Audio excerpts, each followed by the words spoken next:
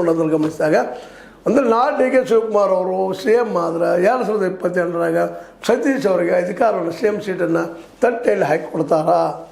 ಇದು ಒಳಗಂಜಿಕೆ ಇರೋದನ್ನು ಯಾರಿಗಾದರೂ ಆದರೂ ಒಂದು ಸೌಜನ್ಯತೆ ಸಂಸ್ಕಾರತೆ ಕರ್ಕೊಳ್ತೀವಿ.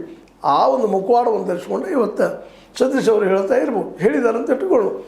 ಆದರೆ ಅವರು ಒಳ್ಳಗಲಿ ಮತ್ತೇನೋ ಮಾಡಲಿ, ನಮ್ಮ ಸಿದ್ದರಾಮಯ್ಯನವರು ಇವತ್ತು ನಡೆಯುವ ಡಿನ್ನರ್ಗೆ ನಿಶ್ಚಿತವಾಗಿ ಭಾಗವಹಿಸ್ತಾರೆ ಅವರು. ಯಾಕಂದರೆ ಅಲ್ಲಿ ಬಂದವರು ಯಾರು, ಅಲ್ಲಿ ಏನು ನೆಲ್ಲಿಗತ್ತ ಪ್ರತ್ಯಕ್ಷವಾಗಿ ನೋಡುವಂಥ ದೃಷ್ಟಿಕೋನ ಇರ್ಬೋದು.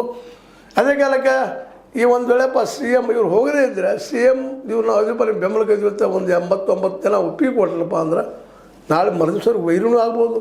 ಹೀಗಾಗಿ ಸಿದ್ದರಾಮಯ್ಯರು ಭಾಗವಹಿಸ್ತಾರೆ. ಮತ್ತು ಎಲ್ಲರೂ ಭಾಗವಹಿಸ್ಲಿಕ್ಕೆ ಪಾಪ ಕರೆದಿದ್ದಾರೆ ಡಿ ಕೆ ಶಿವಕುಮಾರ್ ಅವರು.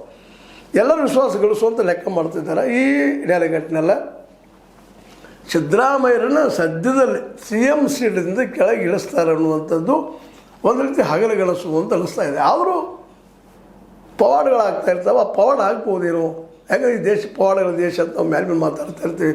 ಅನೇಕ ಪವಾಡ ಪುರುಷರು ನಮ್ಮಲ್ಲಿ ಬಂದು ಹೋಗಿದ್ದಾರೆ. ಅವ್ರು ಪವಾಡ ಪುರುಷರು ನಾವು ಕರ್ಕೊಳ್ತೀವಿ ಮತ್ತು ಒಪ್ಕೊಂಡಿದ್ದೀವಿ.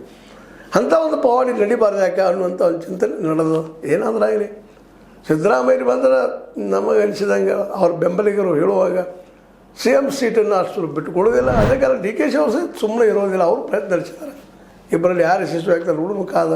ಅದ್ರ ಹೋಪ್ಸ್ ಮಾತ್ರ ಸಿದ್ದರಾಮಯ್ಯರು 2028ರವರೆಗೆ ತಾವು ಸಿ ಎಮ್ ಅನ್ನೋದು ಹೆಚ್ಚು ಕಡಿಮೆ ಖಚಿತ ಅಂತ ಅನಿಸ್ತದೆ. ನಿಮಗೇನು ಅನಿಸ್ತದೆ? ಇಲ್ಲ ಅನಿಸ್ತೇನೋ?